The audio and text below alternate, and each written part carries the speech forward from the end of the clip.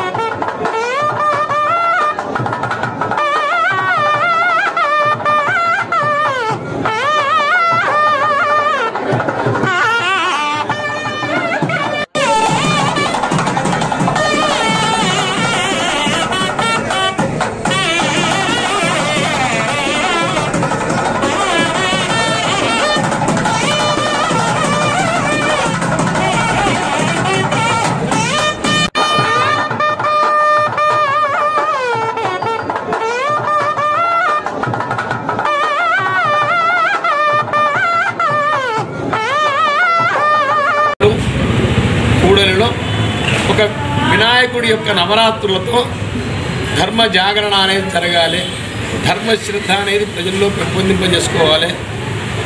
ఎందుకంటే సకల ధర్మాల వారు అందరూ పరమత సహనంతో జీవించాలి అన్న సదాశయంతో ఆకుచోడ సంజీవ్ గారి యొక్క నేతృత్వంలో మన మడిపల్లి కృష్ణ గారు, నర్సింగ్ గారు, పిట్ట నరసింహరావు గారు, మా అందరి గురుతుల్యులు,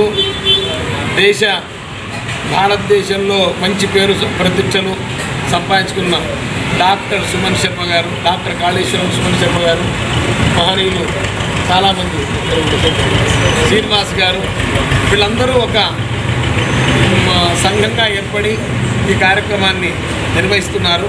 ఇక్కడ గణపతి నవరాత్రులు చేసేందుకు ప్రధాన కారణం మన వరంగల్ వాసులు ఎవరు చూడు హైదరాబాద్ అనే అంటున్నారు। మన వరంగల్కి ఒక ఖ్యాతి అనేది ఉన్నది। మన వరంగల్ ఉన్న తెలంగాణలో మన వరంగల్ టాప్ లో ఉంది। సెకండ్ క్యాపిటల్, సెకండ్ రాజధాని అని కూడా మన వరంగల్ అంటారు। మన కాకతీయులు ఏలిన ఈ రాజ్యం ఇది, మనం కూడా ఎందుకు పెట్టద్దు ఇక్కడ? మనం హైదరాబాద్ పోయి చూడాలని అనుకోవడం ఎందుకు? మనం కూడా ఇక్కడ పెట్టాలని మట్టి విగ్రహంతో 40 ఫీట్లతో ఫస్ట్ స్టార్ట్ చేసి అమ్మవారి ఆశీస్సులతో భద్రకాళి అమ్మవారి భక్తుడిని నేను భద్రకాళి ట్రస్ట్ బోర్డు మెంబర్గా కూడా చేశాను।